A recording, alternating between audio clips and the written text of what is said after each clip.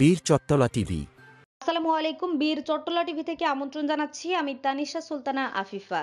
বিএনপির ভারপ্রাপ্ত চেয়ারম্যান তারেক রহমানের স্ত্রী ডাক্তার জুবাইদা রহমানকে জ্ঞাত আয় বহির্ভূত সম্পদ অর্জনের মামলায় দেওয়া ৩ বছরের কারাদণ্ড থেকে জামিন দিয়েছেন হাইকোর্ট।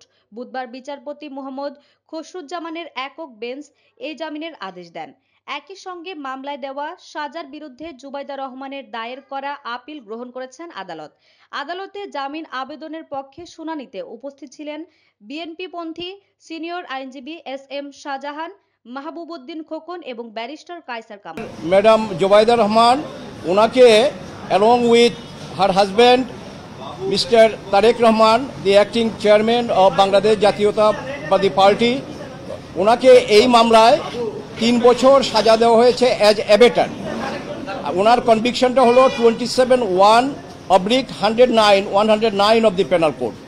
তো উনি যদিও সরকারের নির্বাহী আদেশে 1 বছরের জন্য রিলিজ আছেন এবং থ্রো লয়ার উনি আপিল করতে পারেন, কিন্তু উনি আইনের প্রতি শ্রদ্ধাশীল, যার জন্য ম্যাডাম খালেদা জিয়া লন্ডনে যাওয়ার পরে ওনার সাথে উনি চলে আসছেন only for the cause as if she can file the appeal in time.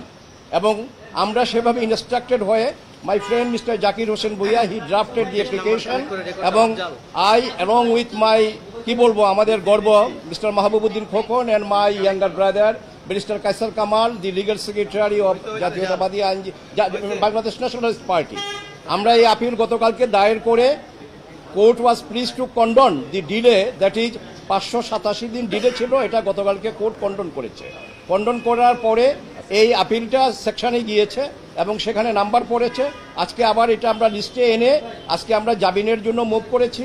তো কোর্ট দয়াপরবশ হয়ে আপিল শুনানির জন্য গ্রহণ করেছেন, নিম্ন আদালতের নথি তলব দিয়েছেন, পক্ষদ্বয়কে নোটিশ দিয়েছেন এবং ওনার উপর আরোপিত দণ্ডাদেশে যে ফাইন ছিল সেই ফাইনটা স্টে করেছেন এবং এই আপিল নিষ্পত্তি না হওয়া পর্যন্ত ওনাকে নিজের জিম্মায় অথবা আইনজীবীদের জিম্মায় ওনাকে জামিন দিয়েছেন। আমরা কোর্টের কাছে কৃতজ্ঞ এবং আমি এই জামিনের ব্যাপারটা মুভ করতে গিয়ে বা আপিলটা দায়ের করতে গিয়ে আমি যেটা দেখেছি সেটা হলো যে এটা দুর্বিসন্ধমূলক একটা মামলা।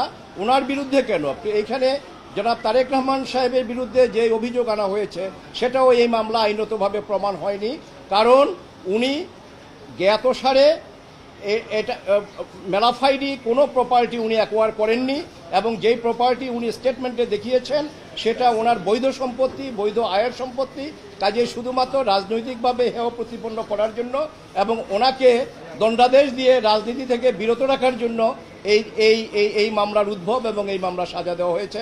আমার বিশ্বাস যে আমরা পরিপূর্ণ হিয়ারিং যখন করতে পারবো, শুধু ডাক্তার ম্যাডাম জুবাইদা রহমান না, তারেক রহমান সাহেবকে ইনশাল্লাহ আমরা এই মামলা খালাস করতে পারবো। ধন্যবাদ। আপনি যে সাধারণ ভাই বললেন, আমি যদি অ্যাড করতে চাই, আমরা আর্গুমেন্ট করেছি যে এই মামলাতে দুদকের পক্ষ থেকে কোনো এভিডেন্স হাজির করতে পারেনি, দেয়নি, এমনকি সাক্ষীরা কোনো এভিডেন্স দেয়নি। তারেক রহমান সাহেব বা জুবাইদা রহমান কোনো অবৈধ উপায়ে অশুদ্ধ উপায়ে দুর্নীতির মধ্যে কোনো সম্বোধন করেছে, not a single word I did mention in the whole কেসের মধ্যে। সুতরাং কিছু কেস অফ নো এভিডেন্স আমরা বলেছি এবং এটা মিথ্যা হবে রাজনীতি জিয়া পরিবারকে রাজনীতি হেয় প্রতিপন্ন করার জন্যই তারেক রহমান সাহেব এবং ডক্টর জুবাইদা রহমানকে আমরা সাজা দেওয়া হয়েছে। সম্পূর্ণ রাজনৈতিক উদ্দেশ্যে মেলা ফাইল, এটি আমরা বলেছি কোর্টের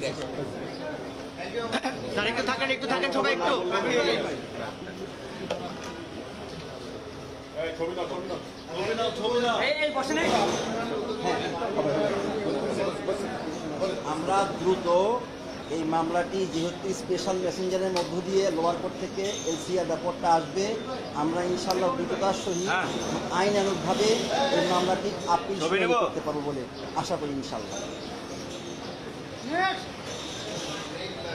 হ্যাঁ, ফাইনাল আমরা দিয়ে বলে আমরা একটা রোবট কোথায়